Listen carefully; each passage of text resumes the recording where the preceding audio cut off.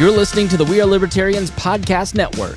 Find all of our shows at wearelibertarians.com. You're listening to the We Are Libertarians Network. Learn more at wearelibertarians.com.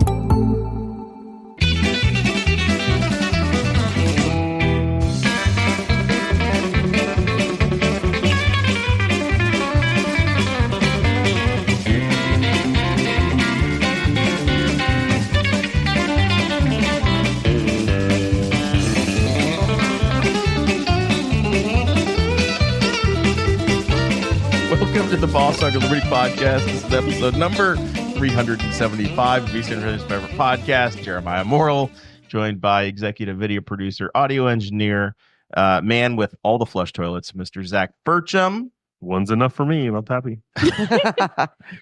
We have returning co-host Betsy Mills. Holler.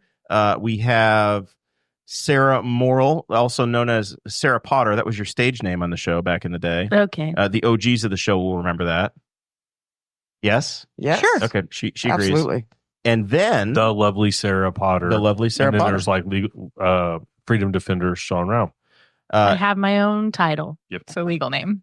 And then we have Krista, is it Queensberry? Quesenberry. Quesenberry.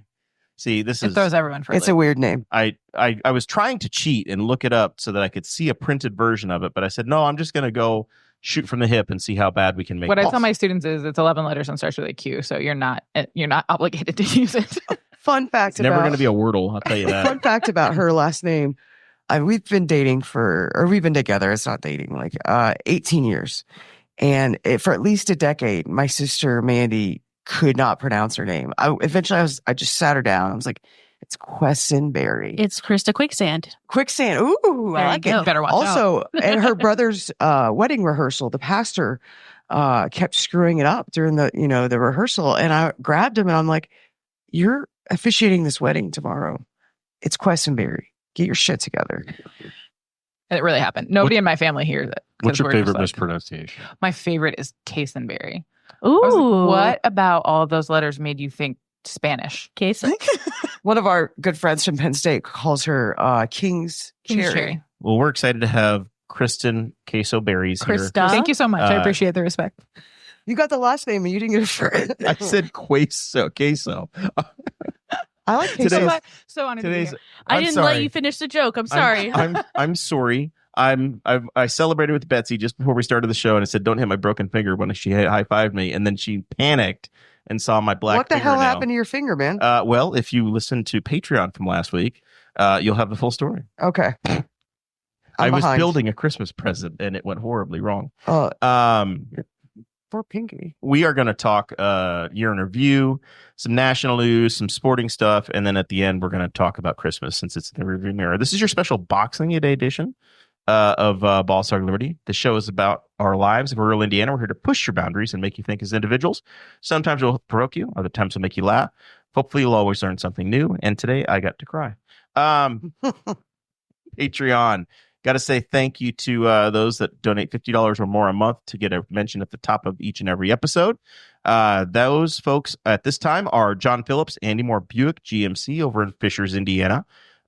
Two lovely GMCs in our driveway, thanks to our relationship with John. Blake Reese over at Varsity Outfitters in Newcastle, now with regular hours there on State Road 3. They do all the custom shirts you need, screen printed, embroidery. You need hats. You need something put on. They do my stuff for work. They did the Boss Hog PFGs here. You need something done. Check out Blake. He'll get you hooked up. Pops Recycle. They picked during the holiday season here. Paul Morrell and Pops recycled your vintage Schwinn bikes with the storefront down there in Rushville. And Thomas Oakes, the official RV sales guy now of the Boss Hog Liberty podcast, Walnut Ridge RV. Thomas was in my ear when he said, "Oh, let's do the sponsorship thing," and I was like, "Well, I got to have the perfect floor plan." And then now all of a sudden, I found a perfect floor plan, and I'm pretty sure that somebody's going to copy it and he's going to be selling it. And then Sarah and I are going to have a real heart-to-heart conversation about how our lives will be better with a new camper. And that's something that everybody has to realize, is that your life is better with a new camper. Every 2 years, apparently. Interest rates are dropping. The time is right. So get yourself Jeremiah ready. and I are not the same person. When it comes to Get yourself ready for a new camper with give Thomas a call and he'll hook you up. When you're ready to do it, he'll get you taken care of. Are we live? I hope so. I'm looking at it. I don't see the on Facebook. Hard to find. Oh, we're recording. If not, Zach will I get got the notification. get the old thing going. It's very fuzzy, but it says that I'm on. I've got Oh, the yeah, live it's feed on. up. We're live to the interwebs. Okay, it's. Oh, maybe yeah, You we're can, there. it's you 'cause can I'm in change your Patreon. settings. We're and gonna- you can get a notification of Betsy's- that. Betsy's like in 10K over there. She's trying to use all the bandwidth, and it's just not going well. I'm fuzzy, man. The shingles made my brain fuzzy. Man, do you think you or Joe Biden has more mental acuity now at this point? I would like to think I'm a little bit ahead of the president, which also is scary. But I'm telling you, like I struggle for words sometimes. Like it, Get your words mixed. getting it on your head is State Representative Kyle Pierce said we are live. okay. Thanks, Kyle. Thank you. Look forward to see you. Thank you very much. So if you are a patron, you get the show notes dropped into your the special Facebook group each and every week before the show. And the special bonus edition is live streamed in there, and it is sent to you usually on the Thursday night at the end of the evening after we get the big edit done and we take out all of Sarah's 4-letter words. What does You, my shirt say? What's the F stand for? Friends. Let's friends go. All right, your interview. This was programmed by Betsy and Krista. Big story nationally. I wanted to do like a national, a statewide, and a local story to talk about the big things and maybe what we saw happen, and then we look back and we say maybe how 2025, what our prediction for 2025 in any of these categories. So I thought biggest story was that we got Grover Cleveland 2.0 coming back. We got 4 more years of Donald Trump as president. Does anybody disagree that was the biggest national story? Absolutely. Certainly. Also, I guess, and he survived an assassination. Attempt. craziest thing I've ever seen. We watched it live, and it was like, did you just get shot? It was crazy. The cabinet confirmation process has already been interesting. Got that coming down the line. There's going to be a razor thin Senate and House. I think the Republicans are going to have a 2-vote majority in the House of Representatives. They had double that in this Congress, maybe even 5 or 6 when it started, but then George Santos went to jail. Whoops. The audacity of that guy. Hey, I'm out of Congress, but snappy dresser though. check out my cameo. They were So- really funny. Listen. We were very entertaining. Congress was in a boot loop, and they couldn't start it was like the blue screen of death for Congress, where they had 16 failed votes or whatever it was for Speaker of the House before they finally got Kevin McCarthy, and then I guess it was February of this year they had to start over again, and we got the new guy, Mike something. Is it Mike Johnson? Mike Johnson for 100. Mike Johnson wants to continue as Speaker, but he's got a 2-vote majority, and he's already got Thomas Massey saying absolutely not, hell no, I'll never vote for that man again. So every single person has to line up. It's gonna be fun. It'll be fun. Elon for speaker. Maybe Elon for Speaker. That was mentioned. That would be hilarious. because you don't have to be a member of Congress to be the Speaker of the House. It'd be more hilarious if it was a sitcom and not real life. Agree. That's actually Our luck, true. there would be some sort of assassination with the president and vice president, and then guess who's next? That's a great question, But Sarah. he as far wouldn't as be the- eligible because he's not. I mean, American. is Is he though? He was born in South Africa. Oh well, yeah, that's true. So but okay. So if we had a Speaker of the House that was not elected to Congress, but was elected Speaker of the House and was born in the United States, would they be in the line of be third in succession? line for succession? I think they would be. If you hold the office of Speaker of the House, you would be. Yeah. but That's- again, But he wouldn't be because he's not an American, or we haven't changed the laws. But Obama was, and he was born God only knows where. So The unprecedented Hawaii. times started in 2020 and have not returned. They continue to be unprecedented. it's the 5th edition of unprecedented Kyle times. agrees that he cannot be president. he's a lawyer. Yeah, I mean, no, why I not? believe him. Let's just have a state representative be Speaker of the House. I'm for that. Kyle can do it. Kyle can do the job. Do you guys expect an easy, peaceful transition of power and a happy first 100 days and a honeymoon and all this stuff? Or are we just going to immediately be in the shit? Like, Probably, it's probably not going to happen. But I I would like to be optimistic. I would like to think we could just set the last 10 years aside and just decide that we're all Americans and we got to figure our stuff out and not be so freaking partisan. Yeah. It's not going to happen. Kyle Pierce is in the chat and he says, State Representative Pierce is in the chat. We'll give him his full due. They have to be a citizen. Ford became president, and he wasn't voted into vice president or president. Yes.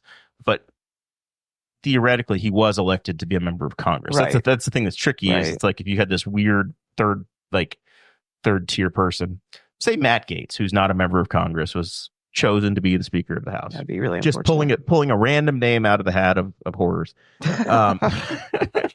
Say Matt Gaetz, who's not elected to anything at this time, was appointed to be the Speaker. Would that guy be third in line to be the president? I think he would be. Yeah. Crazy. Well, and like during Trump's first term, while the Democrats had the House, it was Nancy Pelosi. And I just always thought that was hilarious. Yeah. There's it's just, you better get your vice president reappointed very quickly if there's an opening. Yep. If they turn out to be a Spiro Agnew. Zach, you got any ideas? No. Any thoughts on predictions of the crystal ball of what's the next bend? I don't know. I think that inauguration day will go off without any craziness. Last time there was the beginning of the Trump craziness to me was Sean Spicy Spicer talking about the crowd size when they were it was Baghdad Bob, that was where it was like a third full, and he's like, this is historically larger than anything Obama had. And I'm like, this is what it was. That was literally a prediction of what the hell was coming. That was the birth of alternative facts. Yes, absolutely. That was the day. Yeah, it was because it's like, that was the funniest part, was like, you want to argue about some stuff. There's a lot of stuff you can argue about, like effectiveness of a presidency, what they got done, what they got done. Number of people at an event that is covered by every news network from every angle with helicopters, whatever. That's not the event you want. That's not the thing. Yeah, because there's literally just pictures of every inauguration from like the National Mall, like looking down. You can see how many people are there. Well, and the Women's March was right then too, and was very clearly way more people. Yeah. they were comparison photos too. I mean, you asked very different questions though too, like peaceful transition of power. I think we're all agreeing We expect that to happen. Seems to be what'll happen. But Yes. I think there's so many people really committed to fighting and arguing and getting on a soapbox about something that they feel will make their, platform bigger, that I think we're going to continue to stagnate, even if we, in a lot of ways, even if we transition peacefully, essentially. That doesn't mean we're going to get anywhere. The optics matter to me, and maybe not to everybody else, but the optics of having like all the former presidents and first ladies and folks on the dais. And I was pretty spiteful and pissy about that in 2020 when we didn't have that. Yeah. Do we think that everybody's showing up? Is George Bush showing up this time? I think so. Is Bill Clinton, like Jimmy Carter will excuse him? Biden said he would. Biden will be there. Yeah. So we think everybody will be back together again for this. I hope so. And then assuming that everything goes well, I would imagine that Trump should feel restored and happy, and he'll go in 2028 the next time, and we'll be back on track. Hopefully, I'm going to say maybe Taylor Swift no, I want Jason Kelce. I made that argument previously. I want Jason Kelce to be the president. I think it'd be amazing. You think they're going to bypass JD Vance? I mean, One would hope. Stop getting people that look like Simpsons characters. I know we have to couch it a little bit. Gates looks like a Simpsons character, and JD Vance kind of looks like a Simpsons character too. Add some new criteria. Yeah. No Simpsons character. Or like if you've seen the Santa Claus Part 2, like the fake Santa Claus, that kind of like, you guys pop these people out of a mold to be weird. Yeah. I think the first 100 days is going to be chaos. I don't think it'll have anything to do with bipartisanship or partisanship. It'll just be, look at the cabinet picks and how chaotic they've been, and that will continue. But there's nothing I don't think they can blame that on anybody else but themselves, because he keeps, his picks have been strange. But I don't think it'll be any. I think we're all kind of prepared for it. It's going to be a bit of a mess. But I I always look forward. Like immediately, I'm already like turning the page, ready for the next one. Kyle says, yeah, that the election starts. The 2028 election starts in 180 days. Today's the first official show we've done in winter. The days are getting longer. Mentally, I'm already ready for spring. Like I'm like January's. My day job kind of puts me there anywhere where I'm always looking 40 or 45 days ahead. So I'm always well into like mid-February is my mindset. We're on vacation at that point. And yeah, so we go on vacation, we come back and the flowers are blooming. We're set. Like winter's over. Even though it's the first weekend, this is the first show we've done since winter started. I'm already looking like Trump's a lame duck president. We're moving on. We're on to Cincinnati. It would be Can I visit you? it would be Can I interesting to visit see you in though, this place? if you start to get some like front runners very quickly for the next election, and if they're like reasonable, then people can kind of be like, okay, the end is near. Like if both parties can come up with somebody that's breathing, knows what day it is, and isn't hell bent on ticking the other side off, they just like I have slightly different views about how this should work. Then we can all be like, okay, it's going to get better in a couple of years. We can survive. But you can describe their ideas. Yeah. I think Yeah, you can describe their ideas. once you get to They like have the a summer, platform. once you get to the summer break, like August of this year, when Congress goes home for the summer, I think at that point you really are kind of looking forward to the next generation. Yeah. Every presidency seems to get like one thing done. Trump got tax cuts, Obama got healthcare, Biden got the CHIPS Act and infrastructure. I guess you're probably going to see one thing happen, maybe, if they can get their crap together this time. I don't have high hopes, and I don't know what it's going to be other than and maybe the immigration reform thing actually happens. That'd be my guess is the one issue that actually gets put forward, because I think there's enough of an appetite for people on both sides of the aisle to vote for something to get it off the table. Absolutely. Like there's going to be a lot of Supreme Court action. I know that's not executive. But I think Yeah. there's going to be a lot of Supreme Court action. Activities in Yeah. the Supreme Court. I'm not looking for any more appointments No. unless you see like John Roberts and some of those people. They were Bush era, but I don't know. But I think that it's going to they're- affect the election cycle significantly because there's going to be a lot of movement and there's going to be a lot of work done by the Supreme Court, and then it's going to influence the conversations substantially. And I'm very worried about that. So that's why I thought the abortion change was going to affect the voter turnout, and it didn't. I was very, very surprised when Roe versus Wade got overturned that it didn't really have an effect. Which tells me that the electorate. Once again, I haven't voted for a winning president since 2004. I'm generally not in line with the electorate, so the way I see things, I'm along for the ride within this country. But that's it. All right, I agree with you. Indiana statewide. The big stories. What did you guys have? What did you find to be the big stories for the year? I had a couple of ideas in the show notes, but Well, with Mike Braun coming in, I know that local government is really concerned about the tax cuts he's talking about and messing with property taxes because, I mean, in Henry County, I have said this a million times, like we, on the county council, we have really tight budgets. We've had a really hard economy. We've had inflation. We've had to make do, and our budgets have to be balanced. And generally, anyway, we're really concerned about funding. That's coming down back to the counties. It seems like I think the appetite of a lot of local government is, Mike Braun, you came from local government. Like, don't forget where you came from and realize when you're tinkering with this stuff, you better be thinking about the locals. So yeah, if we're doing the year in review side of it, then Braun won a 95-way primary to become the Republican governor candidate. Yeah. There were some business folks, the lieutenant governor. Braun was a senator, and he got the Trump endorsement, and then won Indiana. And then he had selected was it a state representative or a former state representative? She's a current state representative. Current state representative as his lieutenant governor choice. But that's chosen at the convention. Micah Beckwith had been running for lieutenant governor for like a year and a half, going to all the Lincoln Day dinners and eating hot dogs on the courthouse lawn with Diego, and on that train. Very accessible. Everybody could meet him and have their conversations with him, and he made tremendous headlines with the library. He and John Green got in a big fight, Sarah. Yeah. Over books at the Hamilton County Library System. Yes.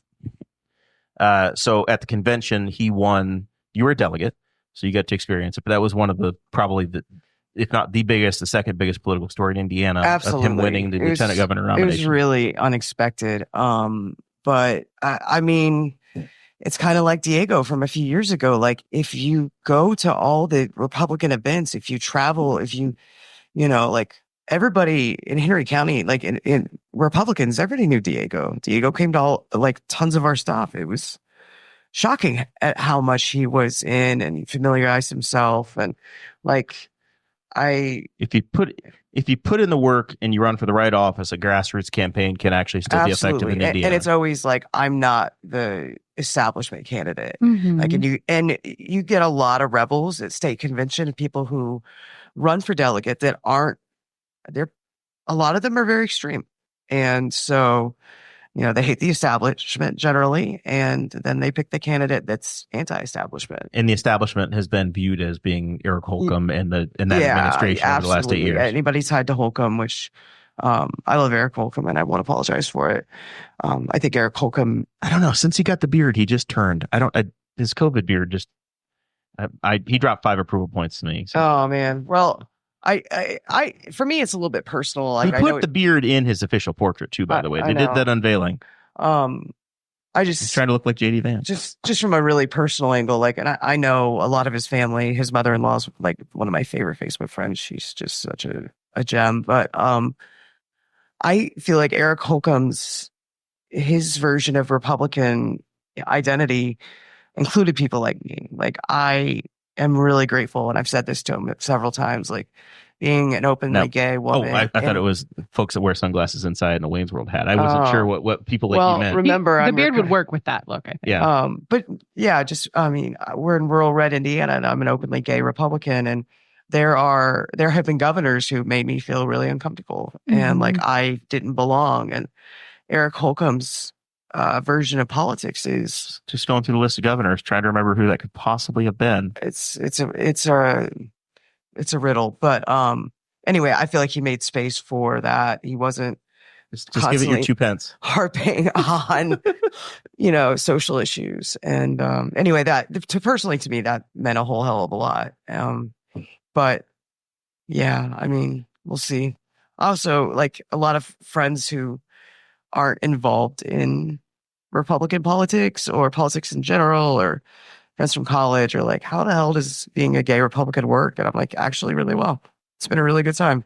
I'm vice chair of our local party, our county party, like, been very involved at the state level. Like, I have found that it's a hell of a lot easier to throw accusations and be a shithead to people if you don't have a personal conversation with them and you don't meet them and see them face to face. The party's been very, very good to me. If you're showing up at events and you are viewed as a reasonable person, you get respect and you get treated correctly. Yeah. But if it's somebody that's speaking from a pulpit or speaking from a distant place, then they seem to get away with it. Yeah. I try to stay away from those people. It's, and my version of politics is like, okay, we don't agree on everything, but what can we get done together? Like, I don't need you to care that I'm gay or be mad about it. Like, it doesn't affect me, but we're elected to do a job. Let's do the job and set that aside. And I think I've been able to do that. Anyway, that was a tangent. But so in the looking forward side, you inferred to what became the number one issue in the governor's race, which is property tax reform. There are two competing interests that are happening, right? Inflation caused everything to cost more money, including operating local governments, operating state government. Materials, costs, labor, everything increased, including the payroll of, paying for the people that work in county government. That's the biggest part of your budget is headcount, I'm certain. So the way that the county has been able to increase the budget to pay for folks has been property values increased. So the amount of money coming in has increased because the property taxes are, 20 or 30% higher than they were in 2018, 2019. Taxpayers are mad about it. Governor-elect Braun said, I'm going to revert back to the 2020 payout levels, essentially. Budgets are set. already for next year and the year after. I think you do a budget once a year. It's essentially you have a cost Well, the plus state budget. does it every 2 They years. do a 2-year budget. We You guys it do a one every one, year. yeah. Betsy's still a county council person for another 5 days, 6 days, Yeah. whatever it is. Your final appearance on Boss Hogs, an official for now as an elected official. Yeah. Woman's raised my taxes, I don't know, 7 times. I so far. I Keep hate having that. her on. I know. I mean, they It's give you shit. I'm open-minded. but our state house hands you the loaded gun. Hey, we're not going to raise taxes, but you guys, we're going to let you be able to raise. You get to be the Tax. hero now. Yeah, that really sucks, and it really It has does. always pissed me off. But See how easily I can derail her every time. it's The not- part it's that not makes hard, but me you're good at upset it. though is that the state has had a surplus this whole time. absolutely. And it's like, oh, sorry, locals, we can't help you, Mhm. but we will make you make your constituents mad Yep. so we can keep our jobs. Yeah. And Well, that's just not cool. Ken and Gray said something really interesting at the last county council meeting that, he was really against the most recent tax raise and was voted against it and was really adamant that it didn't need to He be was that upset big. about the higher Yes, level. yeah, but the he level, the supported. number. Yeah, thank you.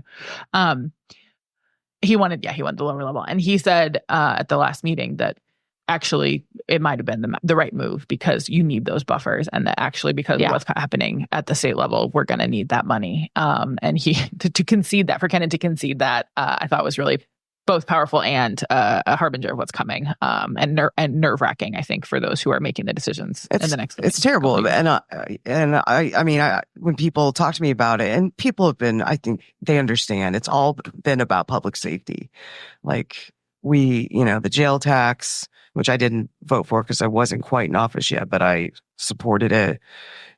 For 911, it just the. You have to have public safety. I feel like as a government, that's probably our number one job. And it's, I want the fire department to come to my house if I have a problem. absolutely. And I want to my water to keep running. Yeah. Like, And I have to pay that tax too. Yeah.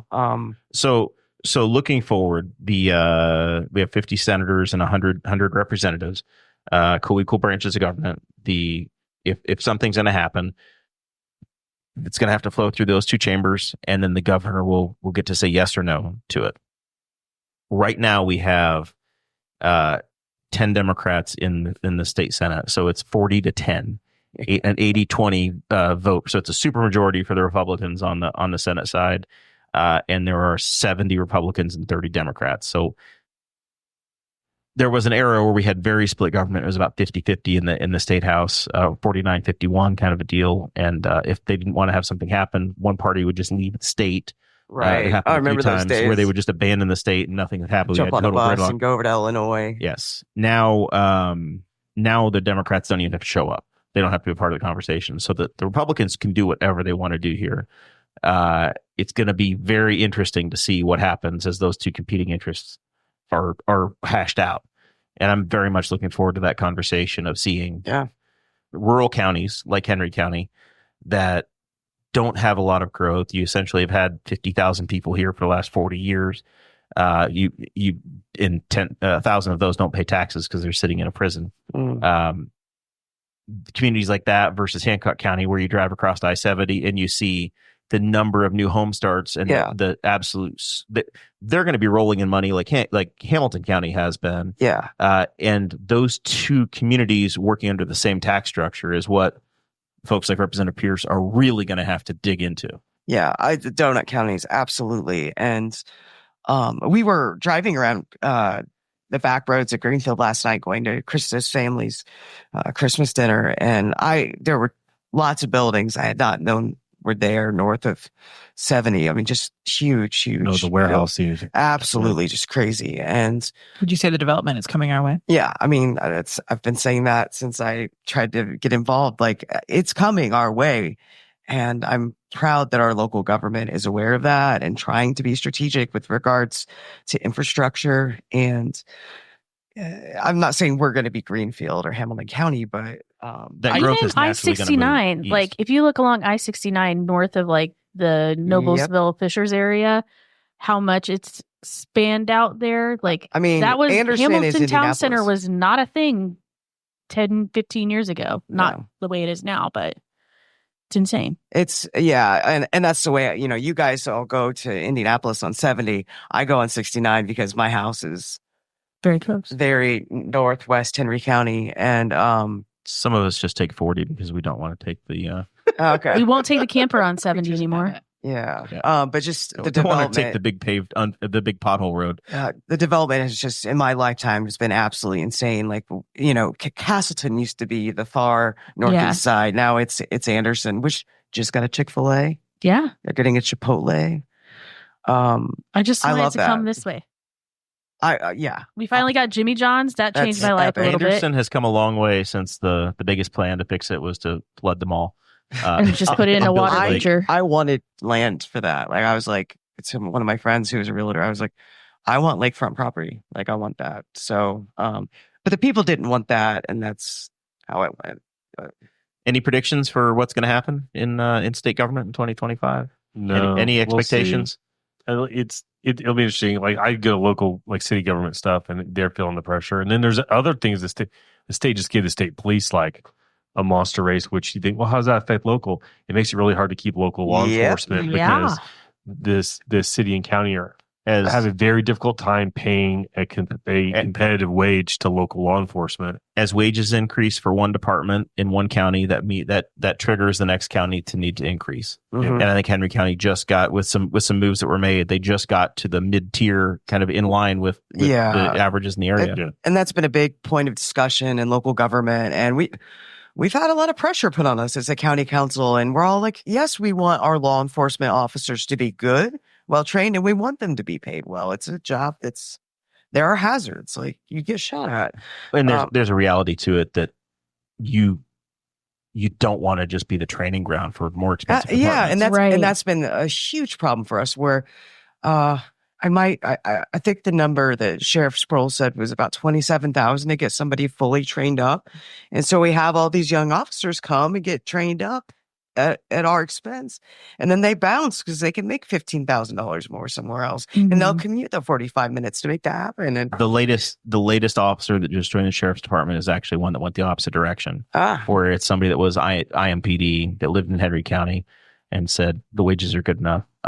They just joined the Henry County Sheriff's Department. That's great. Transferred from there and actually got experience. Yeah. And we've worked really hard to be creative in how we incentivize law enforcement. Like, hey, if you live in the county, you're eligible for this, or you can take your car home, or just different things. But I can tell you the county council worked very, very hard. Shannon Tome in particular worked, and Susan Hoon as well, and Ken Gray is always in the thick of it, and they're all just brilliant, smart people. So I really respect those colleagues. And there were tense moments. I think we got some social media pressure that I really didn't appreciate at times, but it feels like those waters have calmed, and I'm glad for that. I really do. I mean, one of my best friends is a cop, and not everybody. I think everybody knows police, and locally we have a good relationship. Our citizens and our police departments, and not a lot of scandal. I think generally lost. Just the right amount of scandal. Yeah, probably, but tasteful scandal. Yeah.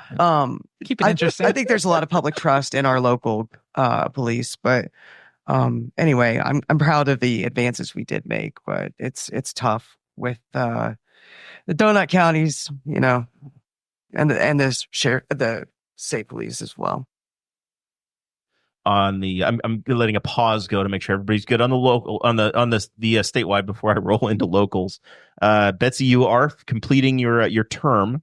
You had a bonus term, right? You had partial credit for one. Yeah. So you're completing your first full term, and you finished out a term. Yeah. Previously, the legendary Mike Thalls, he retired for medical reasons. And with 1 year left in his term. So I was caucused in January 2020, and that was a fun time because COVID hit 2 years later. I also didn't get any training because, it was an off year. There were, the trainings didn't exist. Yeah. So it was a real trial by fire, and I learned a lot. Yeah, it's been a wild ride. It's through COVID, through inflation, through just the last 5 years have been absolutely insane. So you chose a fine time to get in the middle of this thing.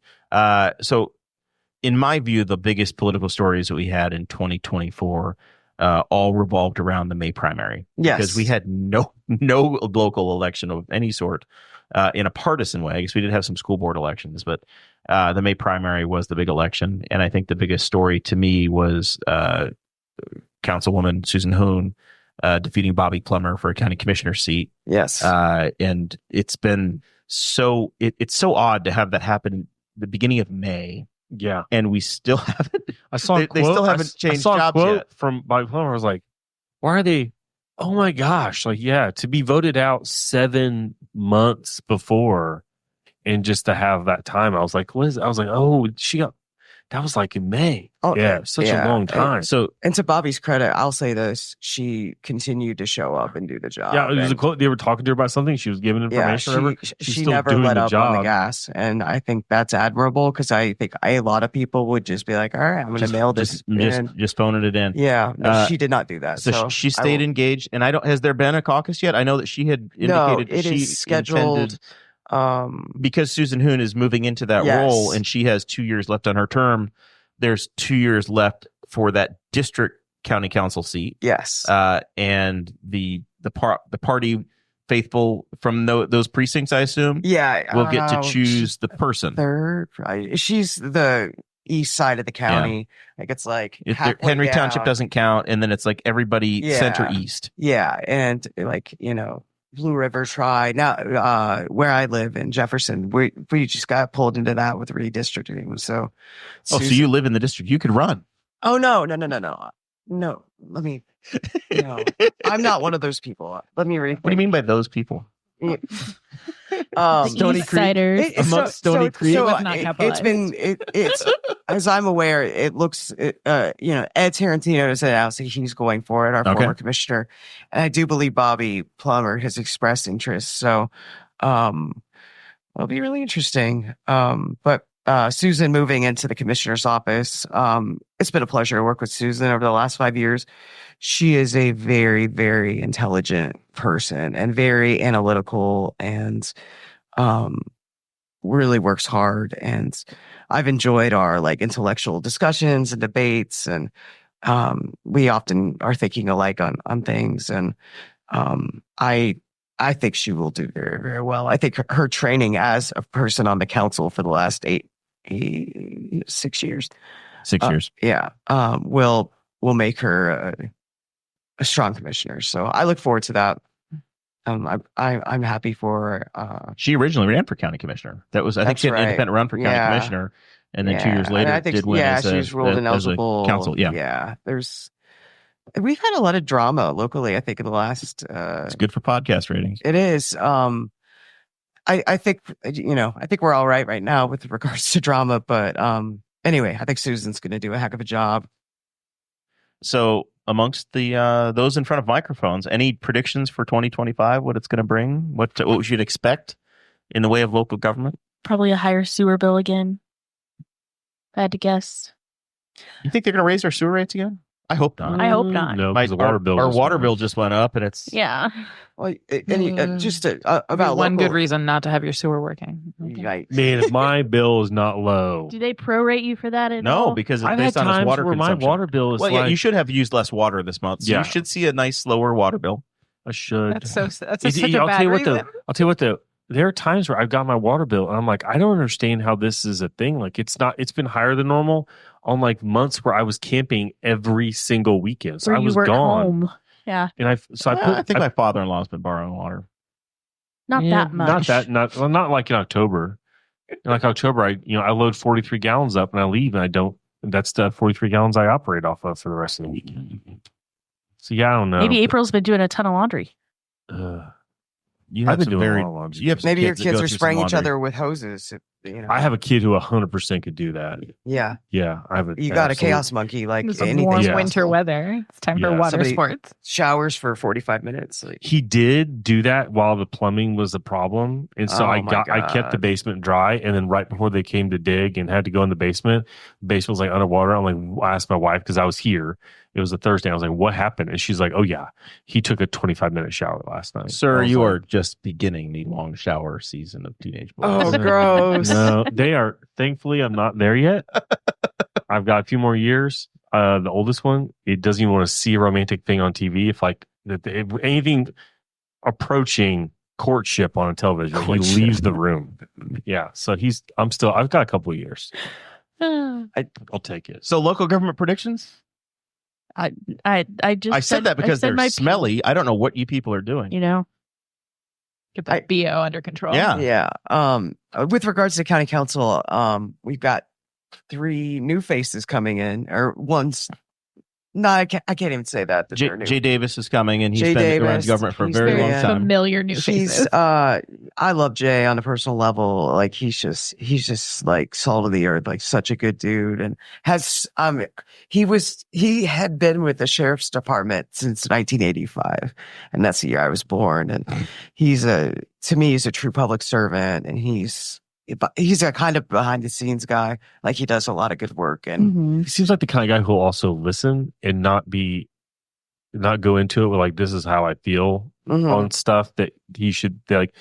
I think you should have to be able to take input and then make decisions based on the quality of the input you get. I think he's the kind of guy like, oh yeah, that makes sense, and like could move his positions and how he feels things should go based on the information that's given to him, which is a good thing. absolutely, yeah, that's exactly right. The other 2 names are Scott Coons, who's been very involved in some charitable work over the years. These folks all joined us. If you look at the back episodes, we're back in, I believe, April. I think everybody came through the door. And then Chad Malacote is making his return after a 2-year break. Yeah, Chad. I think Chad 2 years ago was kind of feeling like I was feeling, like I need a break. And his daughter's in high school. She's a senior now. Yeah, she's graduating this year. Emma, or 2025. She's such a great kid. Yeah. But Chad is a very he's brilliant with numbers. And he's a great guy. He's a really, really good friend of mine. And when I was tiptoeing into getting involved back in like 2016, 2017, he was very good to me. He's like, let's go to lunch, let's talk. Like, helped me to really get involved locally, and has just been generous with my family, my mom. Oh my gosh, every time that Chad and I didn't vote the same way, my mom would be like, you voted wrong. I agree with Chad all the time. Every freaking time. Well, and I know how moms operate. yeah, My mother's the only person that gave me a 4-star review on iTunes for the show. Wow. Because you can always do better. Oh my I gosh. Yeah. But, it's funny, that thing. And, he's going to be really, really good. And, no matter what the state throws at us as a county, Chad will work very hard to, make it happen. With Shannon and Chad both on the council. Oh, you're gonna have and some Ken. and Kenneth, you're going to have some very analytical, left brain, thoughtful Absolutely. Those minds and voices on the council. Brilliant dudes. Betsy's feeling very reflective, not predictive. But Yeah. that's what I was going to say. Is I think that those conversations are going to be very nuanced, very detailed, and it's going to lead to some good, enlightening discussions. It- for the also, populace. and I told Kenan this after our last meeting, and I told a couple people, but they also are personalities that sometimes clash. Like we've had some knockout dragouts during budget sessions that were entertaining and also uncomfortable, but like everybody got back to the same place. And we had people like leave meetings because they were pissed off about. Are we going to have 7 guys on the council? Yeah. Unless Bobby wins their primary. Yep. Okay. But anyway, I told Kenan and Shannon, Chad wasn't in the meeting, but I was like, if you guys don't get in at least one good scrap during budget sessions, I'm going to be really disappointed because they're going to, beating each other up about how to use our taxes the most effectively and efficiently. They're good conversations. Those debates are healthy. It's not personal, but The conversations about spending the spoils of theft. Absolutely. Not a lot of women in the executive branch at the state level either. So Indiana not fighting its stereotypes. Yeah. Well, we used to have a lot of women at the state level. We've had a token lieutenant governor for generations. Yeah. Since I think Becky Skillman, was the first lieutenant governor. It'll be really interesting. Or maybe Frank O'Bannon. No, it was Joe Kernan had a lieutenant governor who was a lady, and we've had one every single time except for the 5 minutes that Eric Holcomb was. Davis, that's right. Was her name Davis? Yeah, I'm looking it up. This is deep in the memory bank. But there were the first lieutenant governor we had was a female. I think was Joe Kernan's, and it was somebody Davis, and then Becky Skillman was the first one that was elected. Becky Skillman, she was a state senator, right? She had family that went to Shenandoah, like a guy younger than me, Josh Skillman, who I was in band with, and chess. Anyway, she would come to like our band concerts and stuff. I thought that was really cool. Yeah, how'd I do, Zach? Kathy Davis was Joe Kernan's, and then Becky Skillman was Mitch Daniels, lieutenant governor, and then Sue Ellspermann. That name sounds very familiar, but she was Mike Pence's, and then she got. So Sue Ellspermann was politely moved into a leadership role at Ivy Tech. This is like 4D chess.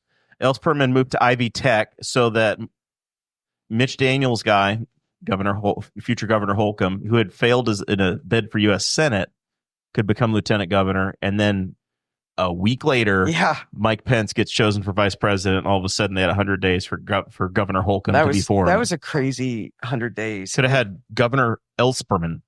Yeah. But instead, she got to go run Ivy Tech. Almost as easy to say as Quesenberry. She's just following the Mitch Daniels plan. Yeah. It'll be really interesting to see what Micah Beckwith does with that office, because someday he can run Western it's like Governors pretty University. Much agriculture and tourism. Or Bob Jones University. Two things I would not pair him well with. Well, exactly. And his passions. And his strengths, his passionate, like the things he's most fired up about are not things that fall under the lieutenant governor's purview. So it'll be fascinating to see how that works. Comedically, all of the power, the Braun campaign, the Braun folks have taken almost every one of the responsibilities of the lieutenant governor's office and moved them around to other executive roles. So it's going to be the Okra office, which is the office of that's where they play Oprah. Yeah, and they give money to a local community. Okra is Office of Community and Rural Affairs. Yes. Thank you. So I think $500,000 just got dropped off. And that's very important to Henry Yes, County. they're like, hey, we don't give you as much tax dollars, but if you give us a written essay, at least 500 words, giving us what you're going to do with the money and why you need it, we might give you this money. And they're constantly begging for money. And that's why going to English class is really important. The English professor is right. You hear Oprah mention at city council meetings all the time because they're applying for this or that, and they're from Okra wants us to do this, and Okra wants us to do that, and well, we can't give you money if you don't tell us why you're going to need it. So you need a comprehensive plan. You need a description of the comprehensive plan. It's very much similar to what happens where the federal government sends stuff to the state and it's all competitive funds. Yeah. You created the same thing at the local level. The other office is agriculture. Yeah. Going to be in charge of soybeans. Yeah. It's going to be really interesting to see. I've heard there's a little bit of turmoil. There absolutely has been turmoil behind the scenes. That was not Braun's guy.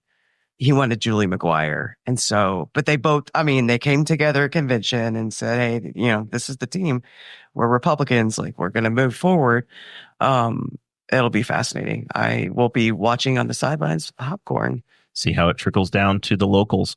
National news last week. What are your predictions? Sirens, yeah.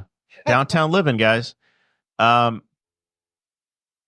think you're going to have a very calm local year until the budgets get cut, until money comes up short, and then I think you're going to have some really, really difficult conversations, and I think that you're going to see local governments have to show up at the State House and plead their case. And folks like Varsity Outfitters is going to do really well selling special event T-shirts, green shirts, red shirts, yellow shirts, whatever it is. They're going to all show up in a certain color T-shirt, and they're going to have to show up at the State House and say, you can't unfund my local government. That's what's going to happen. Is you're going to see Like the red for ed. Exactly. Yeah. Or when they passed the when they passed the legislation to do the toll road, it was yellow.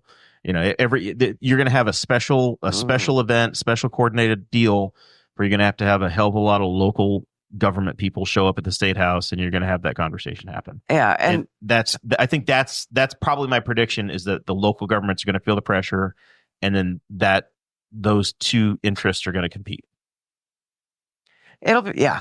And I think I've said this often, and a lot of my colleagues feel this way as well. When we go to our county council convention, ICA, it's very validating because we all talk about the same problems. Mm-hmm. And a lot of the frustration is, come on, State House, like, you came from local, most of you, and you're forgetting your roots. You're forgetting the challenges. You're making it harder for us, and you know it. And I would choose white. I'd be the white hats.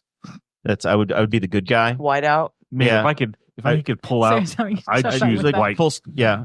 That was interesting phrasing. It is very interesting. I I want to see how this sentence ends, because it might just be the sentence. I choose white. Well, if you're choosing colors, you don't want to be the imperial team Of apparel. Right? Well, why Of not? apparel, right? Yeah. now. Okay. Yeah. Just as long as we're What talking about neon apparel. green? It's a Yeah. Star Wars. I'm still trying to sell shirts for Blake. So I think you choose white hats and white shirts, and that's the protest color for local government. 'Cause you're the white hat. You're the good guys. That's again, I'm a little bit troubled by that, like white hats, white gowns. to You're save Jedi. you, Jer. Having a full outfit doesn't work that way. White The other- pants. Maybe you look like you're showing dairy cows. The other thing about just thinking of your interview, like this election and everything else I have felt very despondent and dejected, unrepresented, very not as engaged in the same way, because I don't feel that there are people representing my views and values. Mhm. And you talk a lot about not ever voting for the winning party, right? So I think a lot of us are feeling that way, that there aren't people, especially at the national level, who are doing our bidding in the way that we wish that they would. And so those are opportunities for people to get involved. Those are opportunities for people to say, I actually can potentially make a difference, or at least stand up and be heard. I can wear my yellow shirt or my white shirt. I can go there and I can show people who have an opportunity to vote and make a difference how I feel as a person and be counted. And so I'm looking for more opportunities for that to stay engaged and involved. And I don't know, feel like I can make a difference. That I don't feel that the national conversation has those opportunities for me right now. I feel like we've been robbed for sitting in the chair on the off camera side for episode after episode after episode. It was so eloquent. Hey, I've got good taste. Does anybody have a shirt color better than white? Like, I want to hear a passion speech about why I was wrong to choose a white shirt for this. Purple. What color should the locals wear? Purple? And if so, why? Lavender menaces. I would say People aren't wearing let's purple go like on the orange State House tie floor. dye. I mean, that's gonna pop. Or hey, Jessica Piper, the president of Delaware County Council. She's a good friend. Yellow highlighter. She has the orange signs, doesn't Yeah, she? no, Yellow they're highlighter. yellow highlighter Oh, with okay. blue on it. And my gosh, like, You can see it from a mile away. yeah, it pops. It's Looks like any of looks like it's Menards. And it matches her personality to a T. yeah, It's beautiful. She's such an awesome person. And we've, we're friends personally, but also we both have moms named Sally, but I mean, I was advising a friend who was running for a county office in another place. And I was like, look, don't just do like I did. I did red and white because I Ball State and Republicans and all that. But I was like, you could also pick a color that just pops. Set you apart. I did yellow and blue. I lost. Oh, yeah. Didn't your help. signs were But actually very similar I did to go yellow and hers. blue. Great for the pod, you were though. pretty close to Piper, honestly. I recall. We correctly. saw I a think it'd be sign. interesting if everybody showed up and just each like locality picked their own color, and you show up and you have a spectrum of colors, and it shows that these are a group of people that are They look separate but have come they together. look for- unassembled. for a specific Yeah. thing. But What then about you'd see the little patches. Of the Just different like, hey, colors. look, see all the different colors. They're all the different groups that you kind of upset. You If you- need to talk to. If you had a consistent font and the text Yeah. was bold enough and it was Yeah. like powerful enough, that would actually Consistent have a logo. Yeah. Mhm. Somebody come up with a cool logo, like local logo for just like. No, let's not go white shirt with yellow print. That's the worst choice. Yeah, No. that's a terrible idea. It's an awful idea. I'm just planning a coup over here, but we had to work out the font Yeah. choice. I'd go with a jewel tone. You don't see that very often. It's something special. Need a 2 or 3 color print so Blake can make some money. Yeah. course. I like that you're always like promoting your friends. Like I'm promoting your business. You're such a good local cheerleader. I love that about you. I feel like that's the way we should always be. We appreciate it. All right. Have we beaten politics to death enough? Can we talk about sports for the love of God? I'm running out of bourbon in my cup, so we've got to move on. You want me to refill for you? No, I should not refill. It's a school night, even though it's the second Monday of the week. We don't know. Yeah. We already said time doesn't matter. It's Boxing Day, baby. Boxing Day used to be a Canadian holiday, but now it's the day you box all your shit up and you send it back to Amazon. Like that's what you do on Boxing Day now. You should come to my house because I'm really bad at that. Do you burn your boxes or do you send stuff back? I'm so bad at sending things back. She just doesn't send things back. I hate the mail. Just go to the UPS store. We Here's the recycle, thing, and we In also use the Anderson, boxes they in the have a garden. little where you don't have to talk to anyone. Very nice. There's certain things I'm really, really bad at, and the mail is very high on that list. Is it because it's so far from the door? No, I just hate mail. I mean, I love getting Amazon packages. Because you're a female. It's just it's a deficiency I There might have. be more to it than that. Yeah. A little more to it than that. Yeah. Sports sitting at a table with nothing but ladies, like because you're female. Zach, I'm fearless, sir. I am fearless. It takes a very secure man. This is the first time we've ever had more women than men on the show. That's amazing. Maybe we did for an election episode. Yeah. Or whenever you had like the League of Women Voters on. Yes, but they were wearing masks at the time, so we couldn't. They were still on the show. And you got the couples. Like that's true. That's only special. happened a few This is true. times. This is the first time we've ever had two couples on. Yeah. All right. How many professors have you had with 2 doctorates? You're making a random qualification. Steve Horowitz, I think, probably. Yeah. He's one. Otherwise, I think that's probably it. All right. On the professional list, and you're living, so you win. He was the Claim victory. That's a terrible, he was the OG. terrible victory. Congratulations on not being dead. Awful. Thanks, everyone. The show's been around long enough. We've had a lot of guests that are no longer with us. Yeah. Fair.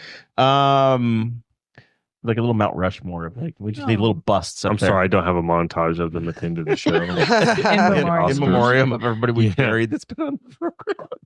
God, this is dark. All right, I'm just trying to get to sports. How about those Buffalo Bills? These women. All right. College football playoff review. Oh, darn. This is where Sarah's going to tune out. Did you guys get to enjoy the 4 college football games? We had Friday night, IU and Notre Dame. And then Saturday it was bang, bang, bang, bang. Betsy was really torn. She wasn't really sure who to root for. Oh, God. Like, my family has a long-standing tradition of hating Notre Dame, going back to my grandpa, who was born in southwest Pennsylvania. He was in a coal mining town. He would have been a coal miner. Was he a Biden? No. That was wrong side of But he had Pennsylvania. dementia in his later years. And I actually watching Joe Biden, I was with my cousins last summer and we were like, that's grandpa. Like, that's the way grandpa acted. It's just so familiar. Anyway, he made it out on a football scholarship, got to Findlay, Ohio. Where was it? Oh, but he hated Notre Dame. He's a big Penn State guy. Hated Notre Dame because they didn't have a conference and they just act like they're better than everyone else. I don't feel like they're very Indiana. So it was very easy for me to root for the Hoosiers. Love Coach Kurt. Love the culture that's being built. Like, that's fun. It's fun to have local teams that are good. I hate that they got spanked. We were the only state that sent 2 teams to the 18 playoff. And then of course they had to play each other. Yeah, the Big Ten is absurd right now because Big 87. we're coast to coast. It makes no sense. I think college sports are absolutely broken. Looking right now. forward to accountant. Looking forward to Ball State being a Big Ten school here in the next couple of years. Oh my God, that would be amazing. Fundraising is going to have to really pick up, though. Yeah, well, we You got a lot of players to pay. we have rich people that have graduated, like the guy who is Fund Vault, and Yeah, you got Dan Towers. He's going to have to pay I for mean, a lot of we football get players. asked for money from Ball State on a regular basis. Yes, but we don't pay, so they don't. They have, why do they ask you guys for money? Because I donated once. we gave $10 once, and you're on the list forever. Yeah. If you're alumni. I think I got a thing begging for money before I got my diploma. I'm like, guys, I haven't even had a chance to get a Zach, job. did I ever tell you about the part-time job I had for 3 days? I worked for the IU Telefund, and guess what my job was? I was calling parents of current students Asking for money? to see if they could give us more money. Oh, gosh. Like, This is a terrible The job. goal, yeah. So I quit after 3 days. Krista did that. I did it Krista too, was for a a summer. student caller. Mhm. Not my favorite job. I turned on I didn't the have a IU. talent for it. I'm with. I don't have a hatred or like whatever. I don't consider Notre Dame an Indiana school. Notre Dame is a national school to me. Absolutely. They transcend the state. Air Force, It's the Army. big Catholic I mean, school. not only they don't have a conference, like they just exist on their own plane of existence in terms with football in particular. So yeah, I've never really considered them like an Indiana school either. Yeah, Air Force, Army, Notre Dame are like Yeah, they're you're like so right. national U.S. teams. I did love that, like, as soon as IU lost, half the commentators were like, they never should have been there, which I think is total BS. But then watching SMU go to Penn State, it was like, oh, SEC, they're so much better. And then, are they SEC? I think they're ACC. Yes. I think, Sorry, got that wrong. Southern Methodist is right there on the Atlantic Ocean. They got spanked, Texas. and I loved it. I loved that Penn State spanked. That was one thing I did see was interesting. I don't watch too much sports period level in college football, but like IU got blasted for getting beat soundly by Notre Dame, and then it proceeded to be the closest margin of all like, four victory games. of all 4 games. So like They were scheduled to be. They were the first one, and the media cycle is the problem, right? Yeah. So everybody had Twitter, and there was one thing to watch, and it was Friday night. So everybody beat the living hell out of Notre Dame or out of IU for losing to Notre Dame. They started flat, and they never really got there. Like that was it. Yeah. Was it? They had a backdoor touchdown, I think, to make it a little bit closer. But then all of the games on Saturday were just ass beatings. Yeah. Like all the way across, and every home team won, which theoretically the home team should have been a little bit better and they should have won. But that was my quarrel with this is like I don't know if this playoff is bet. Nobody's ever going to be happy with this, but every single home team just won every game. They weren't great football games. Yeah, they weren't. But it's a new thing. I'm glad that it's more expansive. Yeah, I personally think that's great. But I like that we used to have when I was a boy, 2 teams. First, we had no playoff, and then you When had I 2 was a teams. boy. Yeah, when I was a Ute, a young lad. it was just well, you lost it. Notre Dame, Lou Holtz would be like, well, we lost in week 2. We'll never be the national champions. The year's lost, right? You're Right. done. And now you can have a loss or 2. And if you're in the conversation, if you were a top 4 team and you theoretically should have been a top 4 team with a 12-team playoff, you're going to get in. If you were the 9th place team and you're bitching about, well, I got in or I didn't get in, one of those 12 should be your national champion, in my opinion. So if they want to expand it to some crazy number of teams at some point, cool, whatever. But I think the team that should theoretically be your national champion is always going to be in that top 12. You've got it covered, and there's nothing to complain about. Alabama got left out, and they were probably the 9th, 10th, 11th, 12th, 13th best team in the country, but they probably shouldn't be the national champion. So whoever should have been the national champion got in. I'm good with that part. And from here on out, it's all neutral field games. Absolutely, and it's I think including more teams makes it a lot more exciting. I think the atmosphere of the home crowds was great. Like seeing the bands, seeing the pageantry of Penn State getting to have a game in State College, Happy Valley was excellent. The whiteout, the crowds there. It's Just crazy. like white shirts. The white shirts. They're See, not that's white what it is. hats. Same. Jer, not white hats. We don't. Imagine they probably would have like 2 more touchdowns if they had white hats. Oh, jeez. We the only game we ever went to. There's no was- point on the hat. Do I have to spell this out? Just like ball caps. Rounded. Look, Yes. you dug yourself into a little bit of a hole, and I'm gonna Playful throw them- ball caps. Yeah, There's I might there's have to no sketch hate in your this out. heart. There's no hate in your heart. I will say, with the expanded Big Ten, which is the Big 17 now, it's just freaking ridiculous. But I'm so old. I remember there were 10 teams in Yeah. the Big 10. the only person who benefits is Krista's father. Like, Krista's family is from Eugene, Oregon. Like, and her dad is the biggest Ducks fan. Like, he watch anything Oregon, and he lives in Fishers.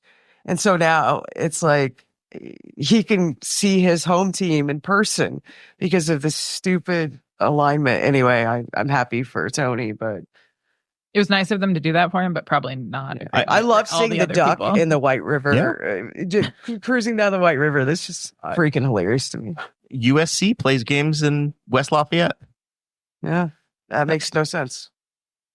Good luck for the tennis player that plays at Rutgers that now has to go to UCLA. It's trash. And as people who teach at the collegiate level, I mean, I'll tell you, those players are not in class. You guys legitimately have students that are affected by it. You do in particular. Penn State. Oh, yeah. So you'll have students that are playing. I have athletes in my classes because they're going to have to be online. Because they're online easy A's, right? Well, no, we're very discerning in our grading, Jeremiah. I have. Would you like to see the rubric? Yeah, the rubric and like 95%. You got your name spelled right. Her personal integrity, maybe. No, you want to see the athlete rubric or the rubric? GPA inflation. Like I have been given high fives from my department head because they were like, "You are you're lower than many of your peers." Your overall average. Yeah, so. I've been given, there's not like a little thing that says we're paying this player $400,000. They have to pass this course. Miss Mills. Ever. That's never.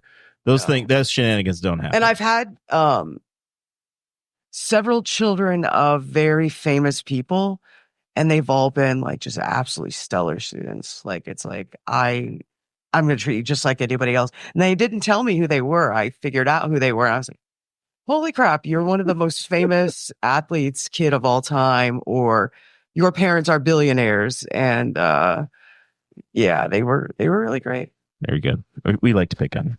All right. Netflix. That's why I like you guys. Netflix Christmas. Did you guys my prediction was that this is going to be the most watched game on mute ever, the two football games, where families were just going to throw the games on and not actually watch or pay attention. I don't love big brothering, but I so wish they could track that stat, whether you were watching on mute or for real. Did anybody watch the NFL games on Christmas? Because there was this big thing about, what happened with the Jake Paul, Mike Tyson fight, where Netflix didn't work properly. Mm-hmm. People couldn't get the thing to stream. And there was a trash fight. And it was a bad fight. We had really bad football games again for a national audience. They played on a Wednesday. The two teams had to play on a Saturday. Then they played on Christmas Wednesday. Teams got the living crap beat out of them again. Was this a good experiment, and did we enjoy it? You start. What do you think? I don't know who the hell agreed December 25th should be on a Wednesday. That's my first complaint, is that the teams were not well prepared for it. I didn't love that. I thought that you played around with dates, and I think we started doing this with COVID, where we would just play games whenever the hell we could, and NFL games have now been played, I think, on every day of the week. What if they had all those teams that had buys, so they had a week and a half to prepare? That would have been logical, maybe, but I mean, yeah, they all just played on 5 days. It essentially worked out to be the same time frame as if you played on a Sunday and then you played on a Thursday night game. So they moved them Saturday and then to Wednesday. But I think it led to bad football, and the Thursday night football games have been bad since Amazon started doing this. I think they've generally had pretty rough. 9 out of 10 Thursday night games are not good. Absolutely. That's a really interesting point. And football especially is a game where, they're beating the crap out of each other. Your body needs to rest a certain amount of time. And obviously that speaks to the quality. They're late season games. They're actually very important games determining playoff seeding. And I don't love it for that reason. There are some folks that say that it's taking away from the NBA. Sarah knows that I watch 0 NBA games. That's not my thing at all. I just missed the 16-week season. Why? I just miss it. She would rather gets a way 14 too long game for me. season. She's over it. I get over it in about mid-November. Okay. Just in time for Thanksgiving. Sure. And then I'm like, I don't care as much anymore. And usually at that point, the Colts are out of it anyway. So I think that's why you're over it. We're done. The team is no longer competitive. That is such a depressing. So then it's like, well, I guess it is what it is. And like, I don't do fantasy football, so I don't have something like that to look forward to. But I also don't want to get into fantasy football because that just seems like a time suck for me.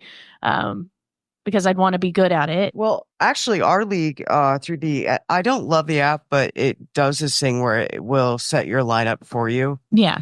And I optimize, and I've enjoyed that. But I also had to play Jonathan Taylor last week, who scored 10,000 points on me. against you. Yeah. This is the pain of fantasy football is that it's competing interest of if you're in I multiple leagues, know. you could have a player on your team who you're playing against in another league, which is painful, or you're cheering for the Colts against the Titans, but then Jonathan Taylor's playing against you and he scores 40 points against your team and knocks you out of the playoffs. Right. It's depressing. Yeah. And no, it's been fun in the Boss Hog League. But yeah, If you're a patron, you get the chance to do that sort of thing. I know that Jonathan Taylor had that ridiculous drop right before he got in the end zone 2 weeks ago. And he's a great player. Like he's, fundamentally really strong, but that was third graders know better than that. Mhm. Like, I knew that he was going to have a killer game last week, and he did. He had 2 They woke him touchdowns, up. over 200 yards. Someone said something to that man. Yeah, well, he was mad at himself. I mean, Yeah. he was accountable and was like, "Never again." Like, I mean, he didn't play it off. He was absolutely furious with himself. So, I was the victim of that, but I'm also proud of him as a Colts fan. So, You lost maybe hundreds of dollars in the playoffs I know. because of the elimination. yeah. Well, I'm fighting for third place now, and I'm realizing I don't have a kicker scheduled. So, Priorities, Mills. well, Priorities. It's like the bell curve of the show. For Patreon, she was not in it for the first 5 minutes, and now the last end of the show, she can be searching for a kicker. So this is we got the. We It's got- like we a got distillery. the nice gooey center the there. heads, the hearts, and the tails. We got the hearts already. Now we're to the tails of Betsy. So what does third place win? Money back? check local listings. I don't know. I'm in like the 9th place game. In the You league. do It is not do well, my not friend. good at all. Yeah. Is the Elks League the one that you're doing well in? Yes, I'm in the championship for the Elks League. I am playing the Hospital Heights Hotties. Man, that's so inside but weird. That's just real. From somebody from Newcastle, that is that is That the is name saying of the league I'm something. playing against. The team, yeah. Yes, and we are. We had a better record going into the, but he's predicted to win more points. He was the last seed to get into the playoffs, and here he is in the championship. And the wild card is looking. I am the underdog going into it. Zach, so final poll here as we're wrapping up the NFL side. Did any of your family Christmases, was the Netflix football on in the background, Yes. or was it the Yule log? Or just Beyonce. it was on. I didn't even see Beyonce. It was on at least one. Yes, Because there were 2 games, so it was like 6 hours of football on, my on Christmas Day. My family had the Kansas City game on, and when did I don't even remember who he plays for now. Russell Wilson. Pittsburgh. That was the second game. Yes, I'm sorry. That was the first game. That was Kansas City Pittsburgh. So we had game. both have on at some point. Yeah, that group though is very sports oriented. So if there's football to be played, it will be on the TV. So that wasn't unusual for them.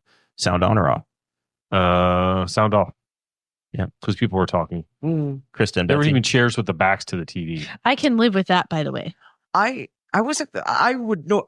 My family would be watching that. Both of our families would have the football on in the background or in a side room, but we were sort of running around, and I sort of forgot that it was happening. I'm sure my dad watched the Steelers game or kept. Oh, I'm sure he tabs on did. it, Her but dad's a we weren't diehard with him. Steelers fan. So I didn't get to appreciate those games, but I did watch Beyonce later and appreciate that. Also, Travis Kelce setting the Chiefs touchdown record was pretty cool. So it's So amazing no. that In probably the poll, no Yeah. is our answer. So one was sound off, one not at all, and that was what we talked about on the show. Was that Netflix had like a bajillion people, personalities, Nate Bargatze, There were like 20 people there were like on a 25 poster. people that were going to be a part of the broadcast. Yeah. And I thought this is going to be on mute for so many people. I thought and this is like a really paid thing. I thought it was kind of funny. Their booth looked kind of strange because one of them, or at least I guess JJ Watt was in the middle, or one of the Watt brothers. Yes. And the guy they had to the left of him was like a Marv Albert sized guy. I'm like, dude, this JJ Watt made this guy look tiny. Like he's just like, oh look, they've got like an elf next to him or something. But I was like, He was an Eagle. yeah, was he on the Eagles? Yes. They did a father son combo, Yes. whatever. But I didn't watch. I wasn't paying enough attention. It was fun. notice- JJ Watt was doing his brother TJ's game. oh, it that's was cool. okay. It was in the background enough that I don't recall seeing anybody else. Like, and I knew that they'd hired all these people. I think I even brought it up, like, oh yeah, they hired all these people to do it. But like, I don't recall seeing any of them. During the game, they're not on. It's all pregame, halftime, It's whatever. like, It seemed asinine to me. I didn't see the halftime But show. Yeah. so like this story saying, peak was 27 million viewers. It says that more prompting subscribers in more than 200 countries, right? So it's all that. And I'm also really curious about betting numbers, right? So it's all that kind of game. It's all how many million though? 27 million was the peak. Was it people or streams? Viewership. I think was it for the Tyson fight was like 64 million. Somewhere in that range. It was a lot. I mean, that's what I was like. Was this that is not total gonna, or peak though? Because those are two different numbers. I was like, it's not going to be the same poll. I know that everybody thinks the NFL is great and it is the United States, but the Tyson fight I think was a worldwide thing. It was, absolutely. It for was sure. in. I Especially because watched of it. I hoops don't in it. give a Right. crap about boxing. I can't even listen. I did do about regular sports, but I'm like, I want to watch this because I kind of like to see this YouTuber get his butt beat by a 50-year-old man. We tried. We were all hoping. Couldn't do it. We- couldn't get it to pull up. We had And to log into every. We went to 2 family Christmases, and I was the person that took the initiative to throw it up on the screen, on mute in the second place. It was on. I think the audio was on eventually in both of them. But we had to log into Netflix manually on both the TVs we were doing it on. I feel like Netflix did like a great reset or something it right was like before. the day where they're like, nobody's getting it for free. Where everybody had to log back in. Time to just do a mass log off of like everybody had to get back in. You're not nobody rides for free today. Everybody's uncle's, grandma's, sister's account had to figure out what we'll wrap up the sports side here. The Colts have a 5% chance of making the playoffs. Can we go back? Yep, you can. LeBron. Yes, We got to talk about it. Yes, LeBron, this is on the Sunday football or the Christmas football takeover. He said, I love the NFL. I love the NFL. But Christmas is our day. And I just want to smack him. Like, he said a lot of crazy stuff lately. And it's like, Christmas is about Jesus, first of all. This commercial holiday is ours. Yeah, but like, you don't own Christmas, brother. Like, what are you talking about? And you guys play on Thanksgiving too. So, right? I think. Once again, I haven't. Reggie Miller Maybe? and Rick Smits and Dale Davis and Antonio Davis and Travis Best, Chris Mullen. Those are my people. Yeah. I miss the old Pacers so much. I have no freaking clue. And then it got even worse when all of the local streaming happened. Yeah. I haven't watched an NBA game with any regularity in ages. I know. So the league is dead to me. And I know it's massive worldwide. You're not a Bally Gone to me. Sports subscriber? No.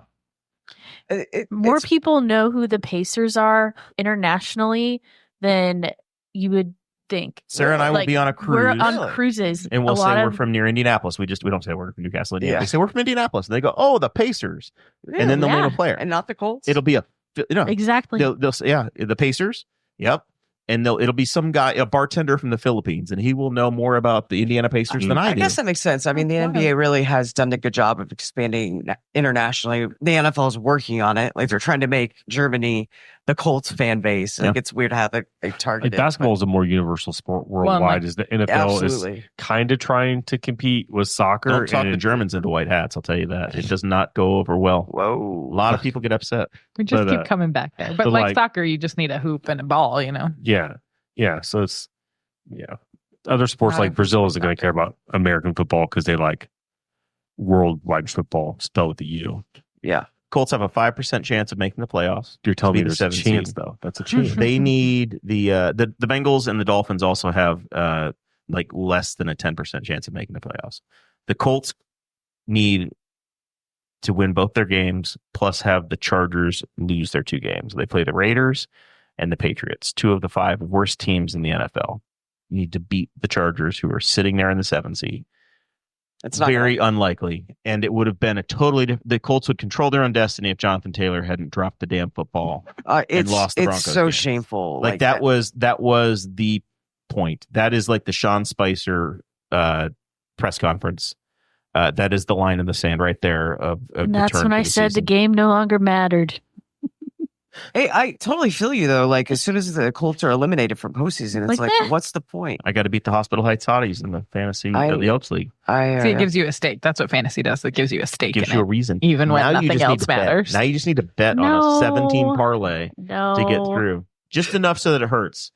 I don't know, $20, $40, $100, just enough so that you feel the risk. You got to feel the pain. You got to be upset. How much do you have in your account? Was it like $7 or something?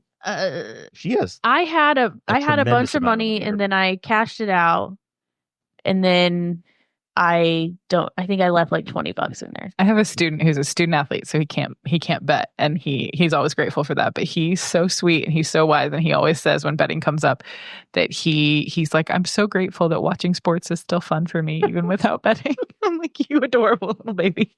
I am surprised we're not talking more about how sports gambling is just so prevalent, and also like I think a lot of people are going into debt with this, and we're gonna look back and be like, wow, that was Maybe not a good choice. well. I But mean, won't watch it without parlaying and going wild about it. Like it's not fun anymore without it. And I think that's probably really gamified the sport for the viewers. I very rarely bet on any of it. To me, fantasy football is enough for me. I got $25 in it for the year, or $50, and I'm set. I will tell you that I put Sarah's cover your ears, Sarah. I bought 15 shares of a penny stock. I had like $1.20 into it.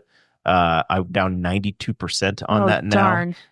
And I think the company filed for bankruptcy. So I'm pretty heartbroken over that. So I felt the pain over losing $1 in the stock market. in this economy? Yeah, I know. Out of it's I'm never going to financially recover from this. So I get the same pain from $1 there that I do. I'm set. I'm good. I don't. The sports betting doesn't trigger of all my. But for less responsible people. All of my problems, sports betting is not the one. I feel like if I start, and I didn't mind, throwing $20 at Arlie. Yeah. But if I start, I think I won't stop, and I'm afraid of it. And I've seen what it's done to friends and family. Yep. And it's like, I think I would maybe do well, but it's something that you have to have self-control and be like, okay, once I put this much in, I'm done putting in. Right. I'm only getting out. And once I'm done, I'm done. Yeah. And which is what I do when I go to I've been to 3 casinos in my lifetime. And every time it's like, I have $20 or I have $5. Yep. Once I'm done, I'm done. Yep. Okay, we're done. Yeah. And every time I bet on my team, they lose. Like Krista's brother does a bit of it, and I was like, "Can you put $100 on the U.S. women's national team to win the World Cup and then the last World Cup? $100." And I was like, "I believe in these. I believe in the gals, and they obviously didn't win. And I just feel like every time I bet for my team, they lose. So maybe start betting for the other team." Thought about it. Okay, Pete Rose. Oh, from downtown. Christmas review. Charlie Hustle. Any traditions? Anything we remember? Anything that we did? What do you look forward to? How did you break any traditions this year? Does your family have any weird ass traditions that nobody understands or believes in? Like some stupid freaking pickle on the tree that nobody understands that my family does. That was invented after I was out of the house. I think it was something I did just for my sister to feel special, and now we've been gaslit into thinking it's real. Did you get your Christmas gifts in time? Are we still waiting on USPS? We're waiting. What? Tell me. I want to hear from the room. I've talked enough. How did Christmas go? What do you want to start?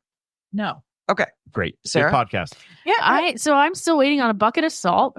I ordered, so for my Secret Santa and our family, I had originally ordered something a little different for their gift. And then she decided that she told the group of ladies, like, oh, this is what I really want from my Amazon wish list. I'm like, okay, off to Anderson to return these 2 gifts because I bought them on Black Friday. And then I was like, we'll go get the thing that she wanted. And then, but this bucket of salt had been ordered, but not shipped yet. And I was like, I'll still get her that. Still within the budget, not a big deal.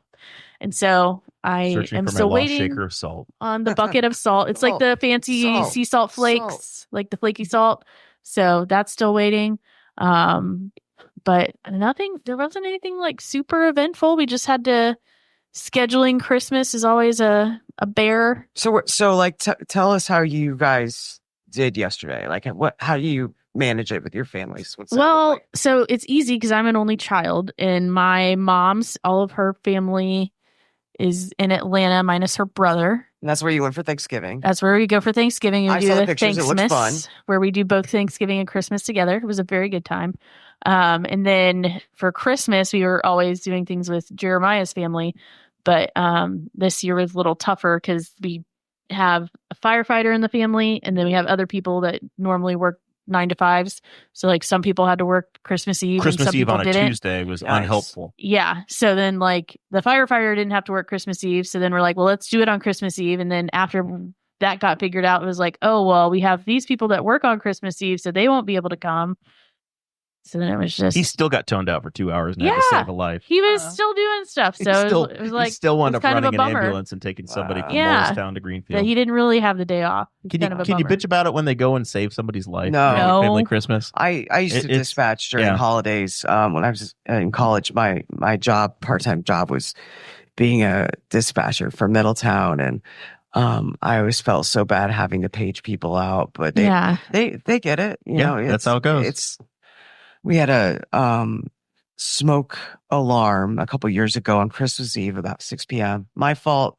I over buttered the garlic bread, which Can is you believe it? so clutch of me. Like, just I come from the Paula Deen School of Cooking. So anyway, so we're trying to deactivate the alarm, trying to call the alarm company to prevent all these issues. And then lo and behold, Jefferson Township Fire Department, all my freaking neighbors are here at Christmas Eve, dinner time.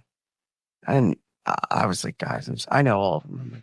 I'm so sorry. So that's now our Christmas tradition. We I'm do it so- every year. I'm Now you- so now you got sorry. your volunteer Garlic bread. fireman And number. I'm someone who is dispatched before, Yeah. false alarms on Christmas Eve, Christmas Day. And I was like, I mean, I still see them sometimes. And I'm like, James, like Josh Norris, I'm so sorry about Christmas Eve 4 years ago. Anyway, we did it again. The alarm went off. Was it the day after Thanksgiving? Does it automatically call them for you Uh, if the alarm goes off? Does I it don't- dispatch? well, Like the smoke detector goes off, the fire department doesn't show up at our house necessarily. we have You've got a fancy system. yeah, like yeah. Very premium. I see. Mine just go stand that- by the fire that's that or by the professor smoke money. detector No, and it's wave it away. honestly, like my dad was terminally sick with cancer, and he's like, this is one thing I want to get done for my mom, on Yeah. the farm. Well, but- in the country. Anyway, it happened again. Was it garlic bread again? Always. Damn it, garlic bread. Anyway, so mom's When you put talking to two the sticks No of more butter on garlic it. bread on Christmas You Eve. leave make unacceptable. enough extra, you can give it to Gonna the have to do firemen when it they with show smoker up. outside. Oh my gosh. Yeah, Yeah, there That's you go. a great idea. Yeah, But outside garlic bread from now on. mom's talking to the alarm company. I call our local 911 dispatch, and I kind of had a tense conversation because I was like, "This is my address." Like, I didn't say I control your salary. I'm one of 7, but no name dropping. But I was like, okay, if you get an alarm call, don't dispatch. Like, And that's how arson happens. Like that's why she didn't That's- trust you, or they didn't trust you. I don't know. Well, She was like, no, it's okay. I'm wearing a white hat. I'm one of the good guys. I was like, please don't Trust me. dispatch. Please don't dispatch my I'm local neighbors government. I'm about here to help. this false whatever. Anyway, and she was like, well, I have to. I was like, no, you don't. No, you don't. I used to have your job. yeah, you don't. You don't. I've made the sausage. Yeah. Anyway, it worked out. Nobody got dispatched, but I still carry that shame about the time my neighbors had to come to our house for a false alarm. But they had such good spirits about it. Like anybody working volunteer fire, like it's a lot of false alarms. And honestly, they're like, I'm glad there's not a fire. Like, I don't want to see your house burning down. So anyway, props to volunteer fire departments. You guys are the best of the best. Christmas cards. You guys, I'm sure everybody Hell no. received some. Did anybody? Got some weed sitting out. Nobody did the poses where you dress your dog up with antlers and take everybody wears matching pajamas and sends it out. No. Sends the letter out to We say haven't how our done that family for like did. 3 years. We have 2 Remember that- dogs. A 80-pound pit bull who's just full muscle. She was dumped, and we took her in and adopted her, Frankie, the pit bull who broke my nose earlier this year, and I had to have surgery. Then we've got Benny, who's named after Beneficence of Allstate, the iconic statue. And my sister's obsessed with Benny. Obsessed. And she's a good aunt to Benny. And so she got him a really cute sweater that says favorite child. So he's wearing it proudly. Oh my God. Yeah, it was his little Christmas. And card. luckily Frankie can't read. Yeah. So we don't do Christmas cards, but I kind of want to do one now that just has LeBron on it and says Christmas is our day. we do have a cool tradition. I think I was talking about this off camera, but Mom has this like gorgeous Italian, like nativity. It was very expensive to buy. Like my sisters and I usually were like, I'll get the chickens, you get the ducks, I'll get the cow, all the pieces. Anybody remember to buy Jesus? Huh? Did anybody remember to buy Jesus? Yes. Well, Okay. Jesus starts at like the farthest way from the manger, and he gradually moves closer to the manger As we until get closer to Christmas. the day. But also the nativity this year. While I was in the True to the Walmart story. line, when I saw the Shaq gummies, I saw a little Bluey figurine, and my mom loves Bluey. She's 74 years old. She loves It's a Bluey. great show. Oh, for sure. When she had cataract surgery earlier this year, Krista was with her, and how was she, like tense or something? And Yeah, we were watching TV waiting for the doctor. There was an emergency elsewhere. So we were waiting for a while and we were scrolling through the TV options and Bluey was one of them. She was like, absolutely. So my mom was comforted by Bluey, pre-surgery. Mm-hmm. Yeah. Anyway, so we have a giant duck that I painted at the pottery place in Muncie. And we have corgis, because corgis absolutely would have been at the birth of The Jesus. first Christmas, yeah. That's our family dog. And I just added Bluey, who's playing a xylophone. You're traditionalist. Yes. At the Mills I mean, we household. love Jesus, but we also have a sense of humor. So Bluey is with all these like fancy Italian That's the figurines. inside of the LeBron card. Yeah. We love Jesus, That's- but we have yeah. a sense of Yeah, humor. we have it. Yeah. Seems Anyway, fair. I think Minions next year. We just add Minions we're to the not- mix too. I don't think we're a Minion family. I do believe Yoshi has been included previously. It's just, again, sense of humor, but we love Jesus. We celebrate Christmas. We know the reason for the season, but we also just are absolutely ridiculous. Thanks to Zach, I got to watch the Christmas Carol, the Muppet Christmas Carol, on mute on Christmas Eve with him at his uncle's had gathering. They Did had you just make up the lines? They did stop Bluey. Well, to I'm watch familiar. it. We turned Bluey off so that we could watch it. I'm familiar with the Dickens, basically the story play. So I was, watching Muppets and imagining what's being said. But I've seen the Christmas Carol enough to have an idea. So I made it up as I went along because I think it was muted. Okay. Yeah. If there it was wasn't muted, it was turned all the way down. It was turned down. You couldn't. Yeah, conversation was louder than it was. So do you guys have like hardcore traditions like every year you can't miss? Well, that was the whole thing with us having to do Christmas with the family on Christmas Eve instead of Christmas Day. We usually have a Christmas Eve. We Rotation. go to the Elks for the Tom and Jerry party from 4 to 6. Wait, what's that? Tom and Jerry is basically it's similar to eggnog, but not the same as eggnog. Where Tom it's and Jerry an is a- alcoholic Watch beverage. cartoons? No? A Tom and Jerry is a cocktail. It's a You can cocktail. Google this on your computer. Yeah. It feels a lot like pancake batter, and then you add some liquor, and then you add some hot water and mix Not it up. selling it. And it is a. But picture the hats. So The white hats? yes, Okay. they Santa come in hats little this time. fancy cups, the Tom and Jerry cups, or Yeah, they're or things. special It's cup. 200 years old. And so from 4 to 6, the Elks Lodge has a Tom and Jerry night for the members. And so we have our people that we see So at the Tom and Jerry every I year. have a standing date with this 85-year-old woman that I sit with every single year. Who's practically our neighbor. Who's my neighbor? But I really this is the night that I get to see This is Jane. delightful. And because Christmas had shuffled around, I was an hour late, and I was getting he was daggers. a disappointment. Black Where hat. the hell have you been? Was the Black. response I got. You let her down. Yeah, very much. And I didn't warn her. But we made it. We spent an hour of quality time together, and it was a great time, as it always is. Got her liquored At- up at before the we Tom sent her and on to Jerry. church. And I said, what? I said, she had already had 2 by the time I got there. And I said, Jane, can I get you a third? And she's like, no, I've already had 2. And you're not driving. Are you afraid you're going to show up at church for the Christmas Eve services and they're going to smell liquor on your breath? What are we worried about here? That was all she wanted was the 2. So it was a good time. We enjoyed that. And then Sarah, you have a story after back. the Elks, we usually go over to the Hobbs house, which is Zach's family, and spend some time over there with them. The Bob and Beth. Yeah. Yes. Yes. I love your family, dude. Well, come over on That's where we Christmas were Eve. watching You're Chris- welcome. That's where we're watching maybe. Muppets Christmas Carol. If I do the 500 with you, Christmas Eve, we're that an you open- can come. It's Christmas Eve, not Christmas Eve. it's an open invitation, but I get a text message invitation from Zach's uncle every year, Oh, reminding me that I'm expected to be there. I just love the Hobbses. I love and the Burchams and all those guys. Yeah. They're just the best. And So yeah, then- that's kind of our thing is Yeah. that we have certain parties you try to get to on Christmas Eve. Sure. Otherwise, and we're we pretty used loose. to end the night at the Davis household, but we've gotten to the age where we're like, after we're at the Hobbs, we're like, oh, we should just go home. Yeah. So Christmas Eve started at 9:30 in the morning. So Right. it was a 12-hour. About when I left. It was a yeah. 12-hour day of celebration for us. And Christmas Day. And then Christmas Day, it was a lower key day.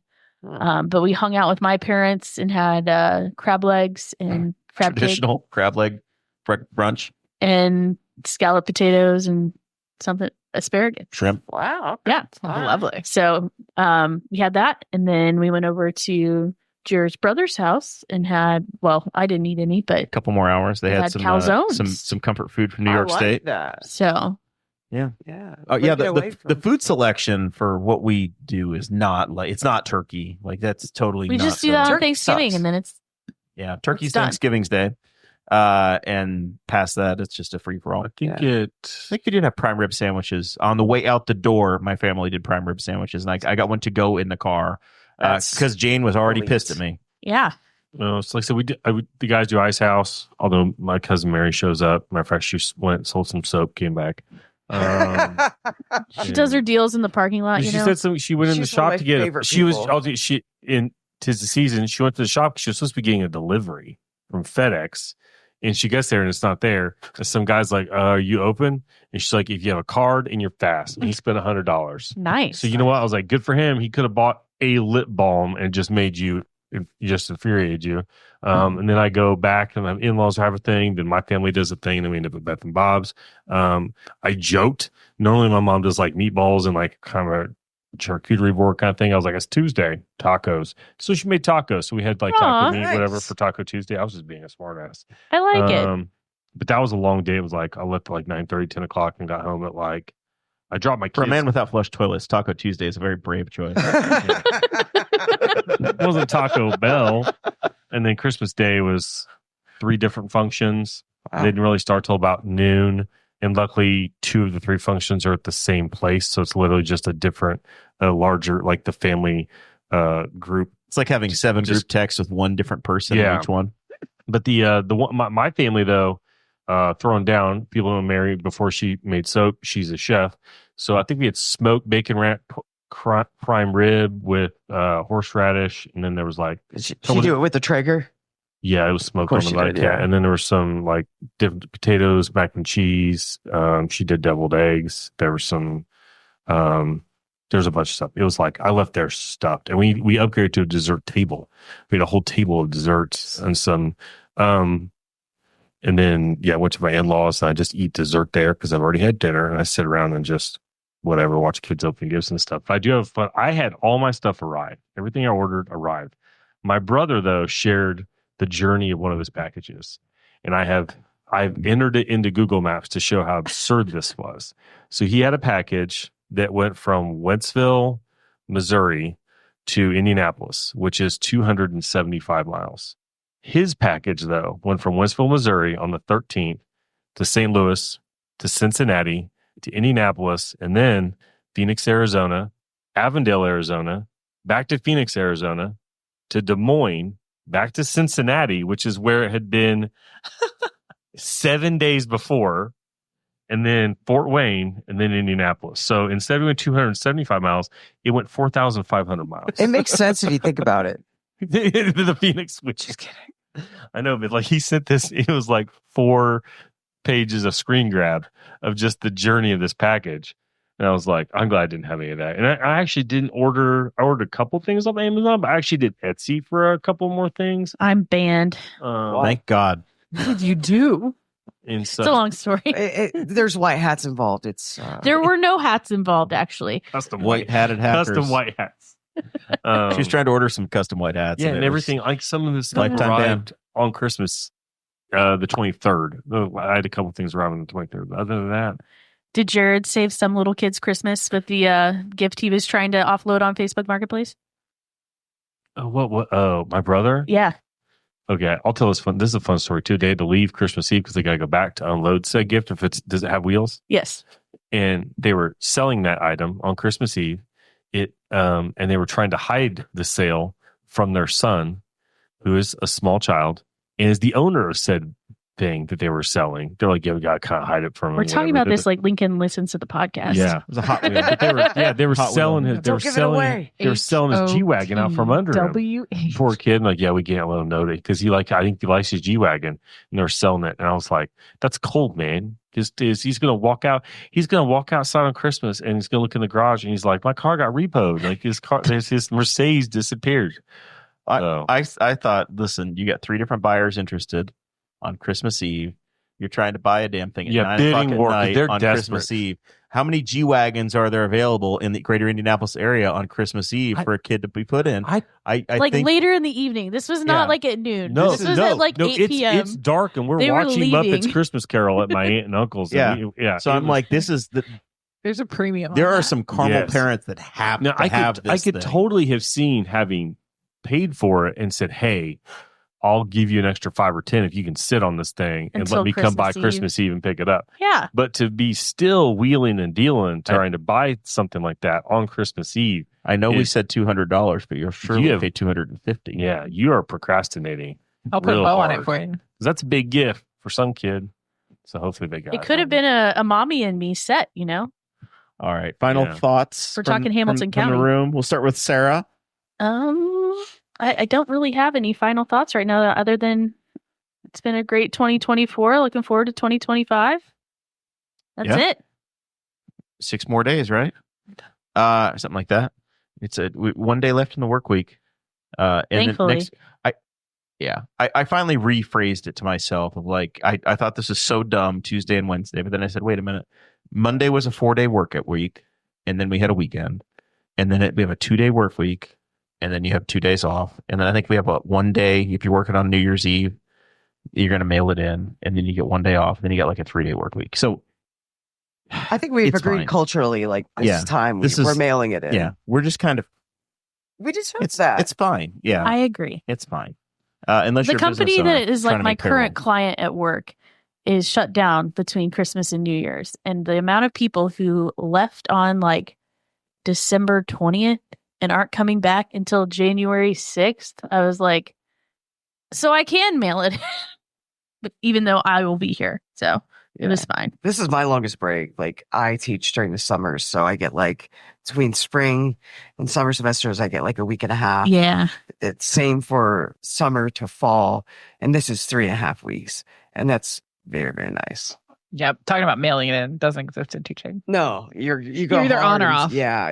Yeah. So we were both like, I haven't opened my laptop within like 4 days. Like how glorious. Well, during my summers, I was making cash. I was making bank when I was a teacher. So Zachary, final thoughts? I'm glad I can flush my toilet. yay. And I don't know, just go hit up Varsity. I could think Varsity Outfitters has some stuff for sale, like on sale, because they were selling some like boutique stuff that was Christmassy related. I think they had half off all the Christmas stuff today. I know my cousin Mary is also selling like her Christmas bath bombs, and once it's in the bathtub, what no matter what shape it is.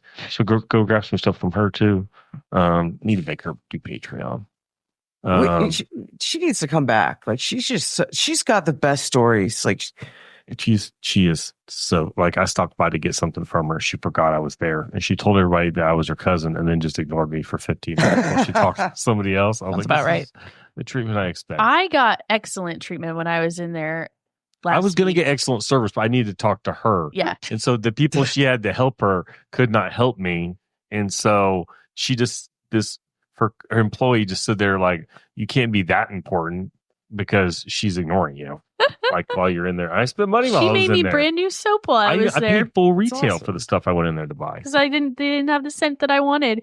She's like, well, I can go make it real quick. I was like, you really don't have to. Like there were other customers in the store, and I was like, you don't have to. And she's like, no, it'll take 3 minutes. And I was like, okay. You might not be the only person I heard she like cut. Yeah, she made soap, like cut soap. Custom. It was a Mine was a liquid. hand soap. Fancy. It was a Oh, liquid So one for her. she had to mix the fragrances into it and add the other stuffs. VIP So, treatment. she Yeah. she made me custom print labels. chapstick for a couple of my campaigns, and I love the pear scent, and she made it used to be called Perfect Pear, but she made it Presidential Pear, It's my campaign logo, and I gave it away to people who donated or just buddies.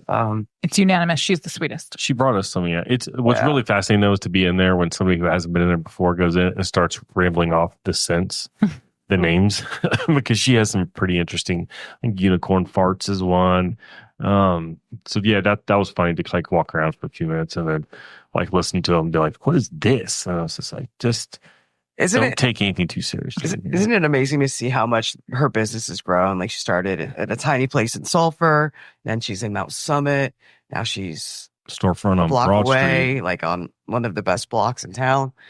Well, the storefront looks amazing. Like you go in there and it's well organized. You can find what you want pretty quickly. Have you been in the back? I've not been in the back It's yet, magical. but she said I should come over there sometime and then also check out. Like apparently, there's a really neat basement in that building. She has a ton of space Because apparently Broad Street was lower. She told me, years apparently, I ago. did not realize this, and that's when I need to get like one of those historian types on the show to describe this. I knew this is a thing in San Francisco. I've heard for sure this is a thing in San Francisco where if you're like in the main part of San Francisco, you're on the second floor. Mm-hmm. Because at one point they just raised this road Yes. and the first floor became the basement. And for at least parts of San Francisco, I believe. That I believe is also she said that's the case for that stretch For of Broad Street. Street. Yeah. There's a door and windows downstairs that don't open up to anything because at some point, and you kind of look at the way that stretch of Broad Street is, and you're like, well, that wouldn't be that hard to do because that's kind of a rise there. It rises up and then it drops back down to the railroad track. right. I haven't gone down there yet. If you do go in there, she also has, I forget how old it is. It was like a 130-year-old cash register in there. It's really cool. That's on display that apparently survived a fall into the said basement from one of the other stores downtown. But so yeah, go downtown. They're still down there. A couple businesses down there, and they probably would love to have people spend some of the money you might have gotten if you got some cool hard cash for Christmas. Yeah, use Or those. go to Varsity Outfitters and get you some custom. Use shirts. those Visa cards that you got that you can spend anywhere. Don't just go to Amazon. Krista, thanks for joining us. Thanks for having me. I hope you don't have buyer's remorse. Any final I didn't thoughts? spend any money, This is so your first time being no on the buyer's show. Anything we need to promote? If things we left out, things we want to clarify, correct? None of that. The only thing I want to promote is people heading into the new year seeking joy, trying to be good folks, be nice to each other, and seek joy. That's fantastic. Betsy? That was so eloquent. That was 2024. You're a good picker, Betsy. I have excellent taste. This was a tough year in a lot of ways. Like I had a lot of health challenges. Got a sinus infection the Monday after Thanksgiving, which ultimately resulted in surgery where they roto-rooted this side of my face. Also, Frankie the Pit Bull You guys who did your septic. broke. Yeah. Oh God. Same guy. Too much rotor. Yeah, for sure. Also, my 2-year-old pit bull, Frankie, just pure muscle. And it was my fault. She had butted me, broke my nose. So I had those surgeries at the same time. And you got the chicken pox too. Yeah, then I got shingles. Adult chicken pox. Right. Mid-September. And that's been, I didn't just get shingles. I got it on my face and my eyes when I'm wearing sunglasses because my eyes really sensitive. Oh, that's why. Yeah. It's not just because she's cool, guys. Stevie Wonder. I had to shave my head, which I always wanted to shave my head, but like for Under fun circumstances, yes, like out of necessity. Yeah. So it's been a journey. Just now driving again. But so that LFG 2025, like hoping it's a better year. Let's friends go. But there's been good things too. We've gone from FJB to LFG. No comment. If you read it like a monogram, it's "Let's Go Friends." Oh, No, sure. true. Yeah. But like good things too. Like Krista at her college, she just got tenure, which is really, really exciting. She Yeah. works really hard. I have so enjoyed watching her in her position and her relationship with her students and her colleagues. She has a ton of fun colleagues, and we just had a lot of fun. My gardening was hit and miss. I'm actually growing plants right now outside, brassica. So that's kale, collard greens, broccoli, wholeflower. What's the last one? Brussels sprouts. Brussels sprouts. And that's really cool. So they're not growing very big, and they keep getting snowed on, but Anyway, They I've like never, it. But it's I've something you can grow in the winter. I've Yeah. never done that before. They're so wearing little white hats. it's cool. Also, you see the Caitlin Clark jersey down in front, like that was, I was smart. The day she said, I'm going to go to the draft, and I knew the Fever had the number 1 pick, I called and signed up for season tickets. And that was really, really fun. The first game I went to was with Krista's dad because he's a big New York Liberty fan, especially being a diehard Oregon fan. Sabrina Ionescu, who's an incredible athlete, player, plays for New York. So we had a great time. And then Krista came to a few games and really got into it. And it's for me as a fan of women's sports, who used to give a lot of money to Jim Irsay to watch, Colts games in person. It's like, nah, I'd rather invest. And I like 4 or 5 years ago, I just decided like the Colts don't need my money that much. I might go to a game here or there, but Well, and women's sports in Indianapolis have become the top place to watch women's sports. yeah, it's really cool. In fact, quietly, the WNBA is preparing to market the Fever as America's team because they're so big internationally. There are Caitlin Clark fans everywhere. So we had a ton of we had a ton of fun. Yeah. Rough year with good times. Yeah. And I think a lot of people can say that. It's really cool. I had my nose surgery, and like 2 days later was the opener, and I was like, I don't know if I'm going to make it. Like it was a heart surgery. And so I went and I had a cooler full of ice packs. So I'm watching the game with ice packs on my face. It was hilarious. Like The only people who can make it in with that are like Betsy with medical exception and people with like breast milk or Yeah. babies. And I saw a guy a couple of games later, and he had the same Nose pack. yeah. And I was like, "You should get your nose fixed." He was like, "Yeah." And I was like, "I feel you, brother." So anyway, the Fever games were a ton of fun. Watching the Caitlin Clark experience and seeing a Midwestern girl shine and just what she's done for the game, and just also getting to watch her in person, and just I've never seen anything like it. Like the way her passing in particular is just absolutely ludicrous. And so our seats on the court, we face the court. We're in the corner, lower level, section 14. And it's just an interesting angle. So, no, there's been ups, there's been downs. I'm looking forward to 2025. So going in, like you said, with joy, with optimism, politically, God knows what's going to happen. I'm just going to pray that things go well and we remember what America's all about. I don't know. That's fantastic. Well, we greatly appreciate you being a part of the show this year, taking a larger role. I love it. Even with the geography challenges, No, you've been here an awful lot, and tell me we're very when. appreciative. I'll be in the seat. Yeah, 2024 has been a fun year. Physical challenges as well. I think I told the story on Patreon about some fun health stuff that we've had going on ourselves. But also, like you said, some great memories throughout the year. Yeah. So one of the greatest Indy 500 Oh finishes my in gosh. history. That was amazing. In person, even though I have mixed feelings. some cheater won the race. Got to go to some really cool I would places. love to see Mr. Patricio win. Some fantastic. Look at you cheering for the non-American driver. Okay. I appreciate you bringing me into your family traditions. Yeah, absolutely. Yeah. Great memories across the country and some You guys, cool travels. how many races do you guys get to this year? I think we did 5 IndyCar weekends this year, something like that. 4 weekends, 5 races. Yep, that's right. Yeah, Yeah. Milwaukee, Indianapolis, Mid Ohio, 5 weekends. Three. Oh, Yeah. yeah. I sorry, love your 5 passion for the weekends, yeah. sport. 5 weekends. in Indianapolis Indy. has 2. Yep. And then a couple of really cool cruises. So we got to go to Bermuda this year. We went to Ooh. Barbados and some neat spots. So Furthest south we've ever been. some bucket list items. Got to talk about Barbados with Kiffin Simpson, the native he's son. from there. So yeah, looking forward to 2025 and continuing to see where this show takes us and what happens. Excited about the next year and continuing our conversations. It's always fun to see how the show reinvents itself year after year. With when there was no local election after May, you're like, well, we had to pivot a little bit on the conversation or the style and what we're doing. And I think the audience has come along with us, and it's been fun. So with that, we say thank you guys very much. And since we've been talking so much TV streaming, you folks will want to sign up for Amazon Prime if you want to watch the NFL playoffs. Apparently, there's a Prime. You don't know what game it's going to be, but there's going to be a playoff game on Prime too. Okay. So you had to have Netflix for Christmas. If you want to watch NASCAR, I think you have to have 75 different versions of streaming services. This is the new modern era. But this Still show's waiting to hear what we're going this to watch show's still IndyCar on free. next year. Good thing we It got really, rid it of really cable. encourages apathy as a way of saving money. Yep. Unless you Yeah. care about what you see, then you don't have to pay for it. I say cancel them all and sign up again when you need them. They're all month to month. There's no contracts in any of this stuff anymore.